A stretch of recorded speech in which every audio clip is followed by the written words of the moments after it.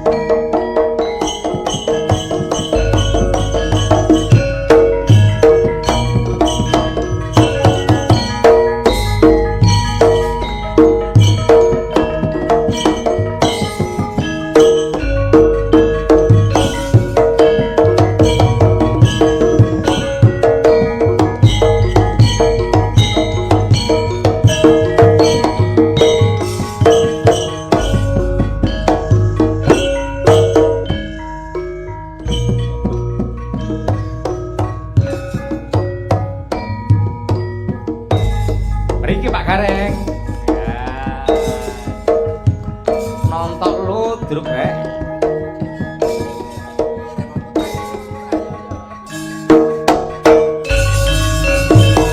Remo Kakung. Sak Umar Bagyo.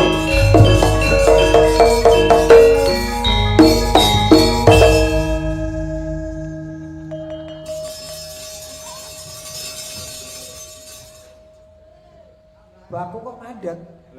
Lah mesti ngidung lho iki. Wong Semarang kok kon ngidung Yai Segoro. Nggih. Sak cumlek wiwit aku mlebu wayang kulit ora tau ngidung, Mas. Lah iya. Ya paling boten memberi apresiasi lho niki lho. Ternyata sinden-sinden zaman sekarang niku mboten namung iso nyindeni srepek, mboten namung iso nyindeni ayak-ayak lan gending, ning kenyataannya mempunyai potensi masing-masing sebisa mungkin oleh teman-teman Madangkara diangkat sehingga semua menjadi hal yang menarik untuk disuguhkan oleh para penonton. Ngoten niku. Iki nek kena ngarani iki lak entertain dunia tontonan utawa dagangan tontonan. Lah leres. Iki kudu penuh dengan variasi. Siapapun yang ditonton tidak punya variasi maka akan tenggelam dengan sendirinya. Betul. Ora betul. beda saiki tahu ana sing tahu bakso, tahu bulat. gejrot, tahu bulat, tetek bengek. Nggih. Mula sinden ya kudu duwe yen aku ngarani duwe karakter dewi-dewi. Nggih, mila saking menika. Iki- Tur nggih nuwun sewu kanca-kanca utawi anak-anak kula sinden-sinden Madangkara menika pancen sengaja kula serawungke kalian model pakeliran jangan sampai sinden-sinden niku hanya hanyut di dalam limbukan kalian goro-goro. Dadi upamane peh enten bintang tamune njur, "Oh penonton bintang tamune kathah, kula mboten sah tumur tak tumut sanesih." Aja ngono, mergo satu kesatuan. Goro-goro limbukan itu sebenarnya hanya sebagai bumbu cara masakan. Ning bagaimana kita kekompakan kita mulai kur klenengan nganti tekan tancep kayon. Sing tak arep-arep ngono kuwi. Ingatlah dalam diri seseorang itu punya kelebihan dan kekurangan masing-masing. Nah, leres. Ora nggih. perlu wedi, ora perlu minder apa meneh nyingkiri. Iki nggih. buktine dari iki mau ngremone ya apik. Sapa? Dari Kok iso ndari? sapa iki jenenge iki? Okva. Heeh, opa kuwi mari jenenge angel aku pokoke wato nyebut ngono wae. Iya. Dadi wong ana ngene lho, wong urip ning donya ki kepinterane dhewe-dhewe keluwihane dhewe-dhewe. Leres. Ibarate wong urip ning donya kuwi kaya wit kae lho Mas. Tegese pripun niku? Wit kae apa panguripan. Lah awake dhewe ki batanging wit kae lho. Apa ki sing diarani panging wit. Panggih. Masing-masing pang kuwi duwe godhong jumlahe ora padha. Leres. Ning kabeh mau dumadi saka siji ya kuwi uwite wit kae Nggih, utawa bener. batange wit kae. Nggih. Ning nadyan makaten sebagai uwit dan juga godhong nganti tekan wowoan, aja nganti lali sumbere. Sumbere kekuatane wit godhong karo wowoan niku mapan wonten oyotipun nadyan to ndelik teng jero lemah. Ning niku baku nguripi lan ora duwe pamrih apa-apa, ora pengin dilem karo sapa-sapa. Mergo ndelik golek banyu nggih nguripi wit sak liya-liyane. Betul. Niku, Nggih. nggih. Ora beda kaya panjenengane Pak Kades iki lak ya padha ae to ki. Ketoke iki ya pancen ragate akeh ning sejatine iki sing diseneng-senengke ya wong sing luwih akeh tinimbang jumlah nominalnya. Wah, temenanan saestu wong panjenenganipun iki ibarate banyu niku namung mili. Nyibarate wong donga mung ngamini apa sing dikersake kalian warga masyarakat Kemiri. Waton menika babakan ingkang sae tartamtu kemawon Pak Kades mesti nayogyani lan ugi njurung sepenuh hati yen perlu wani korban wani tombok untuk kebahagiaan dan juga kekompakan warga masyarakat wonten Kemiri Mas Gareng. Nggih niki wajan. Nggih niki nadyan pun goro-goro sing mirsani tesih kathah. Alhamdulillah. Mongko sempat udan barang ya ki mau ya. Udan niku mboten alangan kanggene penggemar wayang kulit. Nggih. Kula namung kula saged ndongaaken ingkang dalu menika sebagai penonton wayang kulit kula dongake taun ngarep sebagai penanggap wayang kulit. Amin. Nggih. Berarti kula padha mawon ndongake menyan akeh rezekine. Amin. Ya Nggih niku dengan catatan nanggap wayang kulit nggih kudu enten kula. Sing jarene mang nek gareng ora udan buktine ya udan. Lho nek buktine diterangne ra. Wah kuwi sing nyisihke jenengan. Ora ya sing gawe udan. Oh tak kira waton nanggap gareng, engko garenge ndonga akhire dadi terang ngono. Ngene lho Mas, udan ki ora perlu kok digawe sulaya aja. Terus Engko yen kowe ngerti tegese udan, kowe tentunya nanti akhirnya syukur sing mbok duweni. Ki umume arupa banyu. Leres. Diinteni ning ya ana sing ditolak. Akeh ya teles, sithik ya teles. Iya. Ning tetep kudu disyukuri wong kuwi karunia ilahi. Nggih, bener nggih. Tur nggih para kiai sampun paring dawuh.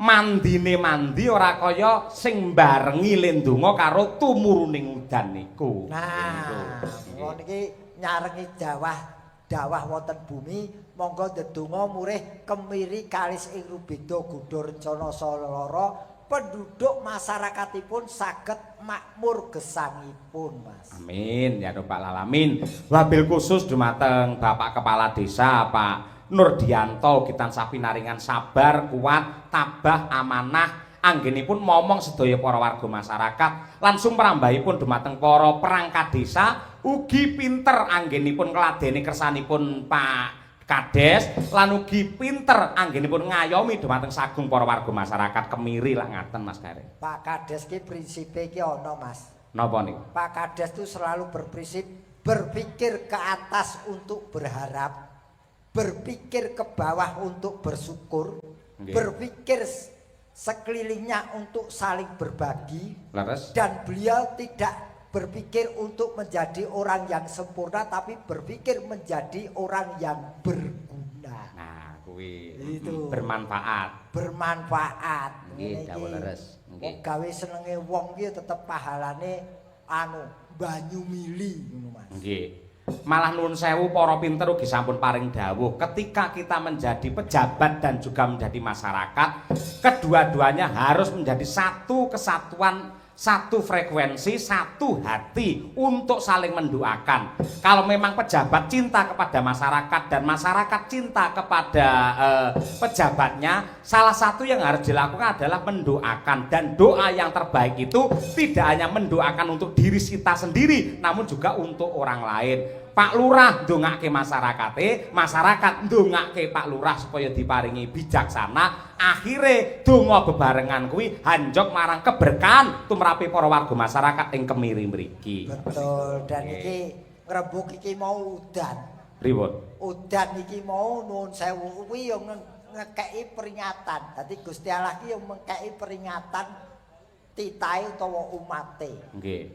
Udan ki mau mudhun nang bumi tanpa ada peringatan apapun. Ngerti-ngerti bres.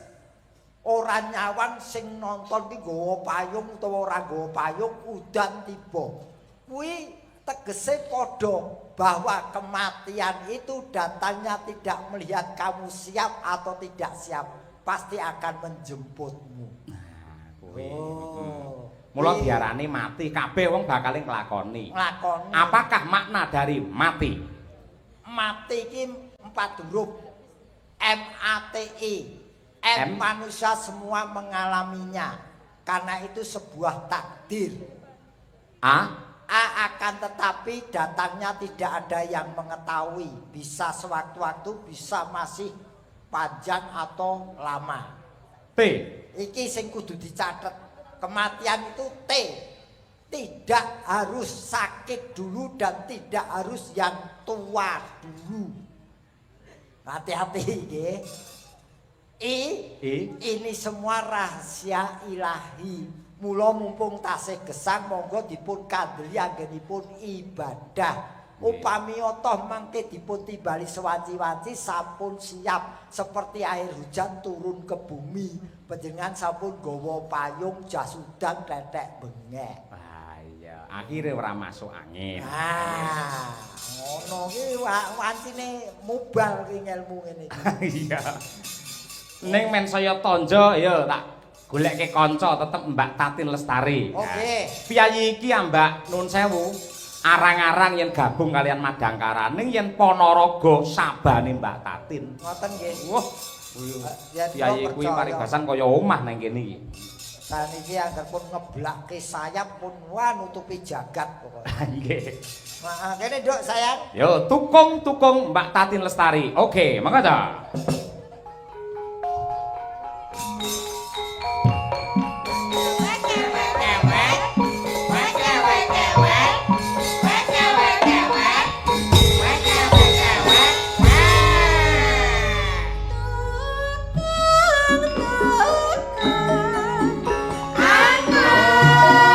Bebek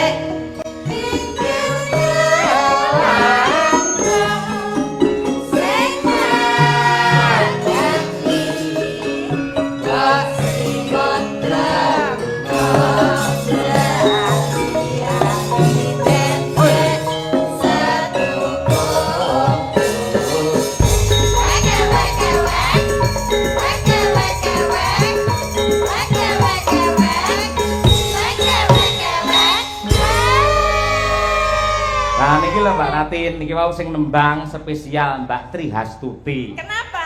Nggih pancen spesial niki. Merga panjenenganipun piyayi sing saking Ngawi. Desanipun saking Cianjay, Kecamatan Cianjir. Ayo. Kabupaten Ngawi. Enten apa? Enten. Wah, lagune tokong-tokong angon bebek iki lak kaya bebek goreng to. Iya. Ayo bebek kremes. Sing kaya bebek aku apa iki? Iki. Oh, tak kira aku. Oh, bebek iki kowe ngerti ciri khas bebek? Napa? Ah, mesti ra perhatikan to. Napa ciri khas? Bebek iki ngendoke sak gon-gon. Mulane bebek iki ngendoke sak gon-gon. Sopo? Sopo wae. Bebeke sak lek ngendok sak nggon-nggon. Sak gon-gon. Tapi ndoke gede-gede ya. Gede, Ndoke gede-gede. Gumantung dipakani apa ora? Loh, maksudnya daripada pitik kan mending ndok bebek toh? Sing gumunke. Apa? Kuwi ndoke kok biru kuwi lem ngekeki werna iki kapan? Kapan Pak Dalang le ngenein warna? Ngono kok ya ditakokke. Wong wis kodrate pancen kaya ngono kuwi. Saiki bayi kok terus nuwun sewu, ora ana sing makani ning jero kok saya gedhe ngene sing makani sapa tunggane. Bapake. Bapake. Kok iso bapake lek carane makani piye? Piye? Aku biyen kirim kok. Dikirim apa? Ya kowe kirim tak kirimi. Le ngirimi carane? Bojoku biyen meteng tak kirimi terus kok. Le ngirimi piye? Kirimi doa Wah. supaya lho kowe iki piye to? Sehat. Oh, udah mesti Tuh. untung. Aku ngerti sih mbak kirimi. Oh, aku mesti tekan. Iki lho Aku kaya gumun karo Mbak Tatin iki angkat Apa dijak sih? ngobrol apa wae mesti arahe mesti negatif deh. arep ora negatif piye jak iki deloken dalange kuwi Yahmene kok wis ketok katoke jero barang ki. Bae iki aja ngawur. Iki bathikku ki lak tulis. Nah, terus Mongko aku ngerokok. Lek ngerokok otomatis kan genine sosok nyeblok. Timbane bolong kabeh diamuk karo bojoku. Ayo. terus Mula tak silakne rene kari ngangge tayat iki ngono lho. kok tak kira nek Mula gen ora mletik genine ya tuku rokok sing larang. Kuwi pare rokoke murah dadi. Lah iki larang lho wisan iki. Allah. Wong rokok lek kayak panitia wae. Sak panggung iki sing rokok larang gur loro. Apa? Aku karo Laras tok. Ngene iki rokokane. apa iya ta tak delok. Iya. Niki wau Mbak, sinten Mbak Okta Oktav. Mbak Oktav. Okvalica. Ova jenenge Mbak Ova Lica iki le hormat kari dhewe ngene ta. Kuwi padha karo nek nanggon aku jenenge angguk. Oh, aku. Angguk iki tarian ciri khas Kulon Progo nek hormat ya ngene. Coba. Aja mong Iki gur ngandake. Ya ben percaya piye kene ya ben percaya kaya apa. aku Kuwi ya kasanah budaya kok ya. Iya, maksudnya kalau ciri khas Kulon Progo kan angguk. Lah nek Mbak aku yang teoritis tok ora percaya, praktektis. Sabuane piye to Mbak anggoke Mbak? Lek Kulon Progo kono piye? ya ming nganggo rebana kalih napa jenenge Oh, iso. Lah suarane piye suarane? suarane ya makdut ngono. Wintutmu ora. Lah ya nek praktekke ya piye jenenge rebana rebana karo Ayo. beduk karo kendang Anu ngono. dikendangi, Geng, Sugeng kendangi, Geng. Sugeng sapa? Sapa? Sugeng Rahayu apa piye ora? Nggih. Ya pokoknya angguk. Angguk iso. Aku ben ngerti Enggak. kene ben Nek ngerti. sesuk belajar sik wae. Ora iso. Ora usah kowe aja didol to ngomong Yo kethok. ngene to pengrawite Mas Yoyo ki didadak aja meneh kok angguk, menggung lho iso. Ayo. Wong megur ngandhake lho hormat kaya angguk kok dadi. Ora iso. Lah angguk nuwun sewu bapak-bapak pun preso angguk. Ah. Dereng preso. Lah ngono iki tegese lek ora nek buktine to. Ayo. Ayo ngono kuwi. Ayo. Jare kowe juara angguk sak kecamatan. Ayo. Ayo. Anggo lek gawe katok semene iki to Mbak Natin? Nggih. Nggih kacamata ta? Nggih. Sampeyan yo tau ngono iki? Yo, temben nggih pas cilik ngono. Ah Kowe iya. jamane mulune kene sik kebak lho. Ayo. Ayo. Piye ta? Lagune arek apa ayo? Sing penting jogete yo. Yo ndak. Angguk kok ijo-ijo. Eh! Kacamata nang ngene kok nang kene lho. Bojoku biasane kacamatane. Lah lah. Ngene lho, srek ngene lho. Ngene lho. Sae-sae lho. Ayo, Diko, aku. Piye sik nembang sapa iki? Tresnawati kae lho, Mas. Tresnawati. Oh, iso. Iso. Kowe Tin. Kowe nembang karo joget lak iso. Terus piye? Ya pokoke apa wae kok anggere ngono lek muni. Ora. Ya Sik, sik. Para penonton anggo rumiyin nggih setuju nggih? Wah, wis. Kau tadi ki usul kok ora genah. Angguk kok iso sampe gunung lagune piye? Tak kon nembang mbakku yuk, Mbak Yu kowe ya. Hah? Mbak Yu ku sing kon nembang ya. Ya, monggo. Sementing dijoget awakmu. Ayo. Kacamatanya Iki dulu. mau njaluk bayaran piro iki ya? Mbak Yunit Atin ini jenenge Titin. Nggih. Niki putrane Bu Sri Lungit, Mbak Tatin niki. Wah, nggih. Atin, Titin, terus sing keri dhewe kan Titanic. Titanic. Malah kapal. Tajarane. Atau nek Titanic sesudah. Ayo dong. Ayo. Nggih. Tresnawati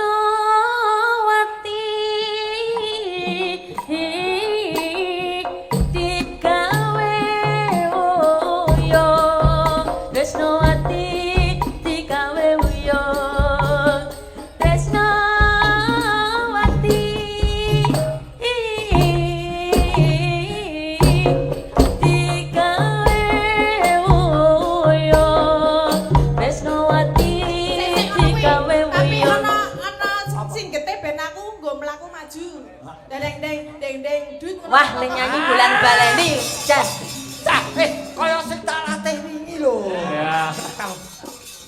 Kanggo dicet. Ayo nek deng dut. Ayo. Lah kuwi kae. Yo.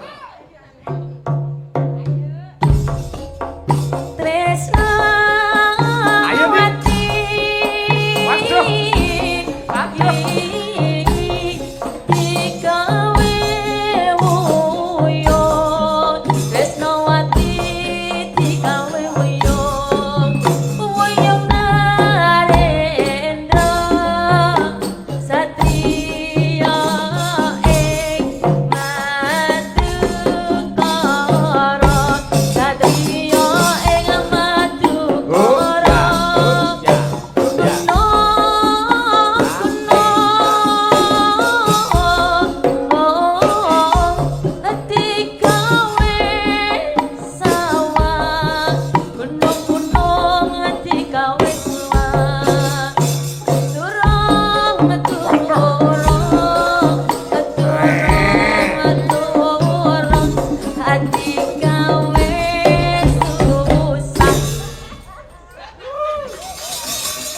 Tepuk tangan untuk Mbak Tatin. Wah, dan Aku sing Besok latihan sik besok. sik aku sing ora setuju protes iki. Piye ta? Gerakanku barang Diko ki mau. Ora lho. Bang ora ono Mbak Tatin piye mau gerane? Ono ngene lho. Oh, Kaya cakil. Jane iki aja akeh. Ayo. Kan lagune warna-warna nganu gerakan angguk kuwi tergantung lagu. Iki mau apa tresno? Tresnawati. Kok situ diganti Tresno Tutik ngono itu lah. Isa. Nah, Tutik. Masih ki ndek sapa? Mbak, kok iso diarani anggo sebabnya piye? Karena mengangguk-angguk. Lah iki angger isu ya do ngangguk-angguk doan. Ya aku nggak tahu di kenapa dijenengi angguk, tapi ana sing jenenge nang kono iki liyane angguk iki apa, Bude? Dolala. Dolala. Oh, nek dolala kertas. Dul. Jajal kaya ngopo. Padha. Kok gagah. Aku kepengin ngerti kok. Ora lho, angguk iki carane Kulonprogo, nek dolala kuwi carane Purworejo. Aku dolala rung tau ngerti kuwi dol-dolan aku. Lambene kaya kalang. Ya itu sedikit aja ya. Ya. Wong kepinteran diimit-imit. Tapi lho kowe mau kocok. Aku arep dadi tenan ning nganggo kacamata kuwi to, Beta. Wah, anggoe ngangge dadi to, Pak ya? Iya. Dadi kaya anu ya, kaya jarenan ngono ya. Lho, udo gulung. Ben percaya. Kalau yang pakai kacamata hitam itu yang sudah dadi. Kalau cuman jogetan biasa beririt-iritan itu belum. Apa? Irit-iritan. Sik basa Indonesia kok irit. Lah apa? Berjejer-jejer. Ah, ya Ora lho, kuwi lho kok iso dadi kok ngangge kacamata sebabnya apa? Ya carane ngono kuwi ya. Kaya nek jadilan kan pakai kacamata to. Kok malah kuwalik. Lah aku angger wis dadi nu biasane malah tak cepot kacamatane. Ah ya aku gumantung rame wong kok. Wong kok dadi iki ning salut sayang yo anggo yo dolala. Sekarang yang melakukan anak-anak muda dan cantik-cantik kabeh. Oh iya. Putih-putih kabeh.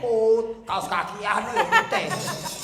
Pokoke sing penting wong wedok ayu nom. Yo. Yen ki raca-raca ngono ki jane lanang ya, Duk ya. Dulu memang lanang, terus perkembangan zaman jadi wedok. Sok ben ki ajar ono ki anggo. Iki. Wah iki cajari anggo kabeh ya, Tin. Iya. Ora apa-apa nularke ilmu ki. Iki kowe mengguk wae ya.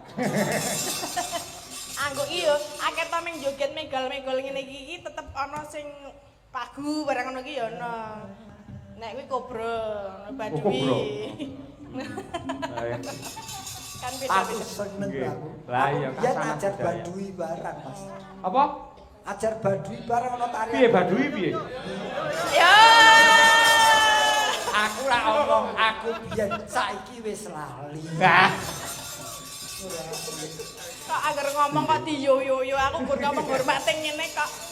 Lah ya wong nek kabeh mau pancen nganu. Ya mboko sithik kok saya suwe saya berkembang semakin dadi iki pancen wayang kulit ki sampiran saumpamane. Leres. Apapun bisa masuk di dalam panggung wayang kulit seperti iki mau anggung Nggih. atau tarian ngremong. Remong terus wayang wong kiprah Kiprah. Nggih. Bener Mas Gareng kaya sampiran. Ning yen sampirane sing disampirne kakean, suwi-suwi ya kawate pedhot ning omangke. Betul. Dan Dadi- sampiran yang sing disampirke iki kok kelaran ya colong wong. Wah iya. Iki Mbak Tatin nanti sing ngersake sesideman. Oh nggih. Nggih, monggo. So kapane to pethokne Mbak Tatin? Ketoke ning Ponorogo kok. Tanggal 18. 18 besok kita tampilkan Mbak Tatin langsung angguk sampean. Wah ya. Aku nonton Iya. Jenengan enggak ikut kok? ora dijak. Ya Nonton. teko melu lah. Hah? Teko melu. Tanggung jawab kok kowe? Ya ora. Lah iya kowe. Lah lakone malah Gareng kembar telu. Oh, garek kembar loro to? Heeh. Oh, wis rasa melu. Iya. Oh, ini Besok malam masih di sini di Ponorogo di Sragi, Pak Bu. Pundi meniku? Sragi adoh mboten saking mriki. Oh. Ya mangke nek tesih kangen kalih kula mangke dalu ndelok kula nggih. Boten kangen. aku ora bocah kok kangen ngomong. Aku ya gur melu kok. Oh, Mbak, bawa Mbak. Ayo Bawa bawa. gembawa. Wiwit maneh. Dung, dung, dung.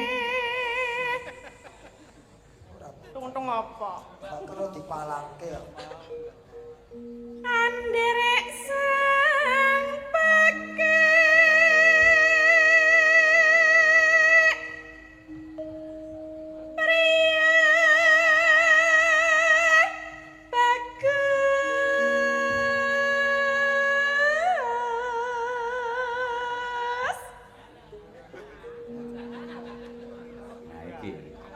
pundungane ning kene iki. Kang olah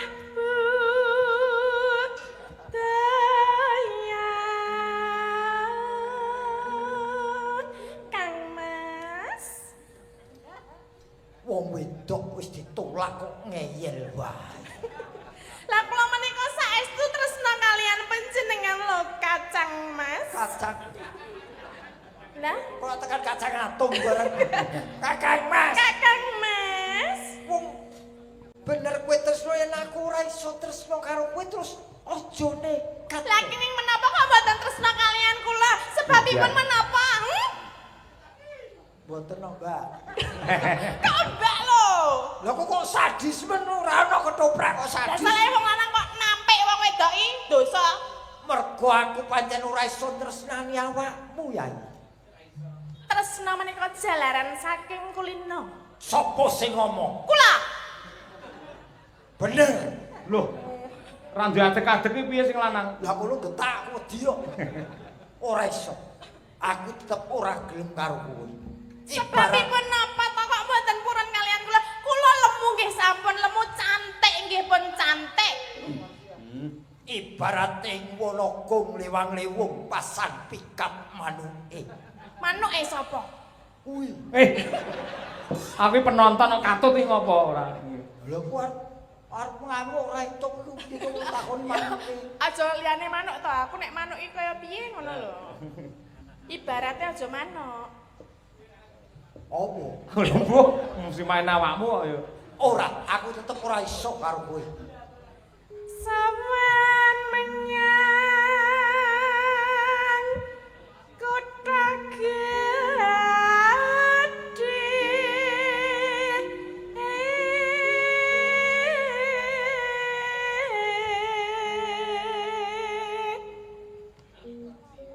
Bendera terus kayung Batang Mas. Apa? Batang. Lah sapa mau kacang kleru batang kleru? Kakang. Kakang. Kakang sing wis dadi batang. Amin. Aja iki dienggo pepunden nek kaya. Pepudan padha ae, udan kuburan. Lah apa? Leluhur. Surya. Surya. Surya sapa wi? Iki Mas Daryanto. Daryanto Surya Kencana. Wis biyen kuwi. Slendang kuning kang saking piye ta kok Ora tau nonton siswa kowe iki. Lah piye nek Siswa ngono ketoprak yo. Oh, terus aku nih? Wet ngoya. Oh ngoyak. Aduh. Piye? Kaya tabrak tronton, Mas. Wong alon wae kok ora sawangan atiku wis kaya ditaleni sapu tangan. Tansah dadi tali katresnanku. Lagi ngerti iki jebul gulumu wis ditaleni. Kok gulu? Lah ki mau apa? Ati. Oh, ati to. Tak kira gulu. Suara kurang apraman. Yen ning wasesa ngongrom. Halo Pak Haji, halo Pak Haji. Astagfirullahaladzim. Sopo sing tak sandang. Aku kok kudu salat tobat. Lah ngapa lho? Sadurunge salat tobat tak tutuke sik yo. Wis kadung Nekat ora. lha kok iki drama lho. Lah aku gur muni Pak Haji ngono apa? Sing haji ning kene apa awakmu tok ora? Yo ora ning yo aku kena to. Aku pengen dipangku kaya anu kan lho. Ah. Jenengan ki sikile sing siji nekok siji. Oh, bakoh Mbak Tatin. Biasane lek tengah mangku ning wayang wong dhek iki pancen mbiyen. Ayo jos. jajal, jajal. Sikile iki Jare kon mangku. sikile jengkang. Awak jengkang kowe ora jejeg kaya ngono lho. Iki ora jejeg ning liya-liyane jejeg. Jejeg apa? Delok. Delok. Ini lho Mas. Ini lho sing marake imanku goyah yo ngene. Aku lak yo suman-sumun slamet. Aku nek urung demok iki urung percaya. Aja didemok. Lah, Dedek bubuk ya. Dedek ora bubuk ning asline dedek layu. Bar tak siram. Wah. Bar tak siram. Ayo kene. Kene sun pangku. Ya, ngene. piye? Piye lek ngerti? Ora ana mangku bemper entuke rai.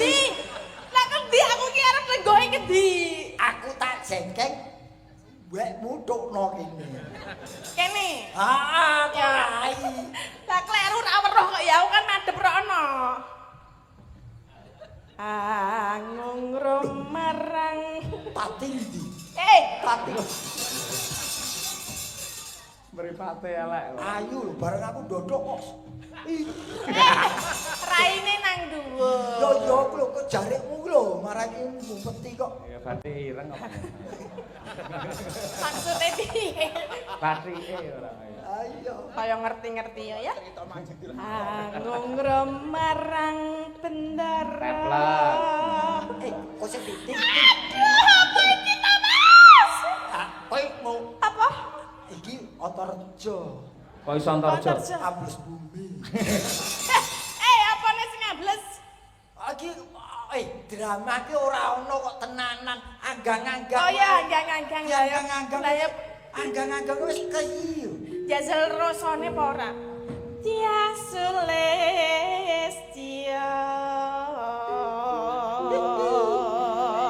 Ya kepengin. Ora. Kedalan opo piye tambah 5.000 ini. Ora sudi. Pijer ngincangake. Kok arep mik barang iki? Aja pas kene raine. Sing ngepaske kowe lho. Apa? Lho mung aku kene ki ora munggah mudhun. Lho delon. Lho pas dhewe ta. Ya, Sing Reng. salahke lho. Wong pancen patrape ora tau nonton Pergiwa Gatotkaca ya ngono kuwi. Ya, ngono. Ning Nun Sewu lek pas jengkeng ngene Nun Sewu jenengan pas suryane ngedepe rono ora kok rono. Maneman. Loh. Ya wis lek angel dilikne Pak Haji. Wis kono lho. Jane aku ki yo ngerti yen dosa ning wong rezeki yo. Ora wong ki pendramaan. Pendramaan. Karonse. Iya. Kene iki. Wong dadi wedok. Arep ngendi to tekan ngendi? Ngrom. Ayo ketenan sing lanang. Ora iso. Kowe dhisik lagi aku. Hah? Nek sing lanang sik? Kondisine piye? Enggak apa-apa, yang penting enggak layu. Oke. Layu dites ae. Ya tak selentik emang. Apa lagi? Angung rom. Ngrom. Marang bendara. Kene kowe apal mbok kowe dhewe. Aku malah Coba. ngrom. Tekan ngendi to? Kono-kono. Ngrom. Angung rom marang bendara.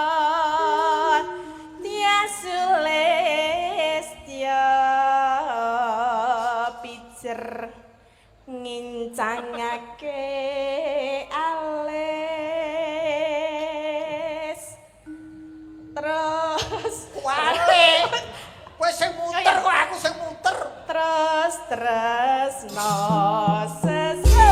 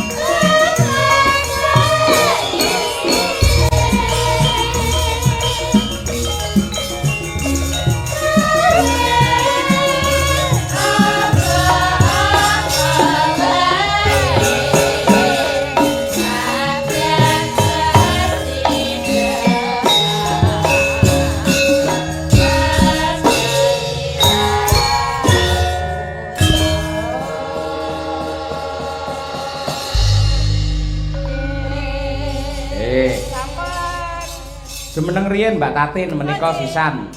Enten pamundhut rengu bareng karo Nduk Winong ya, Nduk. Ayo wah nyong iki bengi Oh, tembang ini dhewe kuwi. kan mau makan gaji buta lo ya. Santai malah rati toke. Enak. Iki karyanipun Eyang Suwargi Wangsa Subagya Tulungagung nggih gurunipun Genduk Winong ingkang menciptakan lagu Rengu menika Mas Gareng. Wah, nggih. Nganu rengu nggih. Ajeng mawon nggih. Rengu. Ngapa? Ora iki lho. Anu iki sing diarani isen-isening apa tontonan ya kudu ngene iki saiki. Lah nggih. Iki caluru iki pangan semuanya rantek.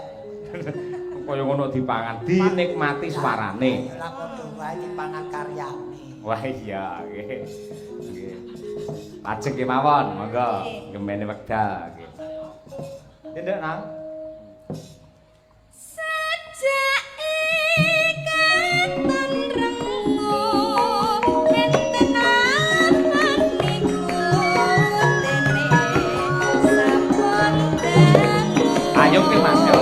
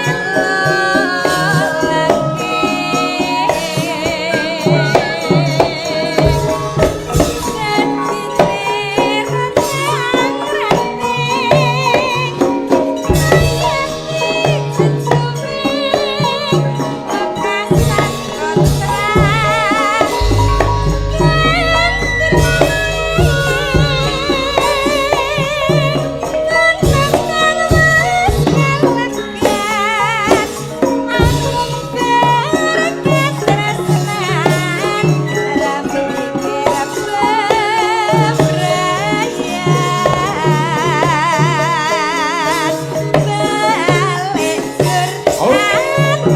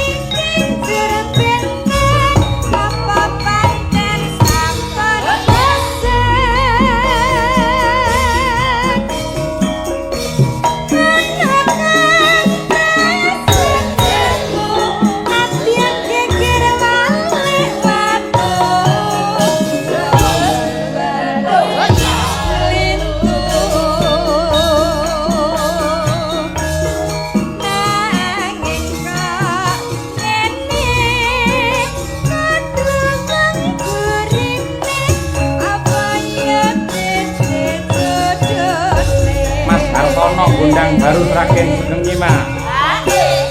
bebasan sakomo kaya senteni kumambake selo langke Ince Sapri Sugeng Laras.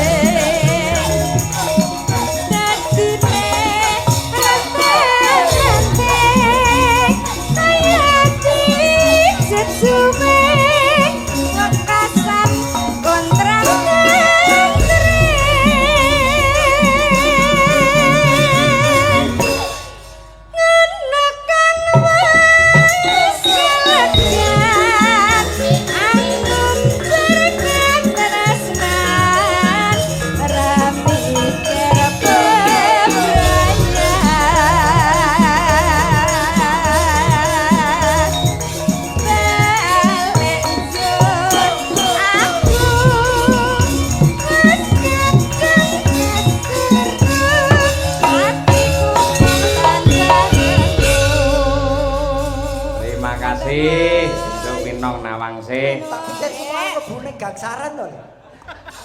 Suwek gropak kok gangsaran piye? Tak dung leng tak.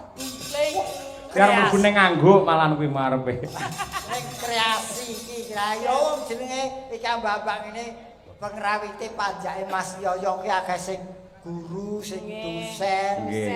Wis Sekolahan sedanten. Heeh, iki si Taslim ki yo. Ngendi?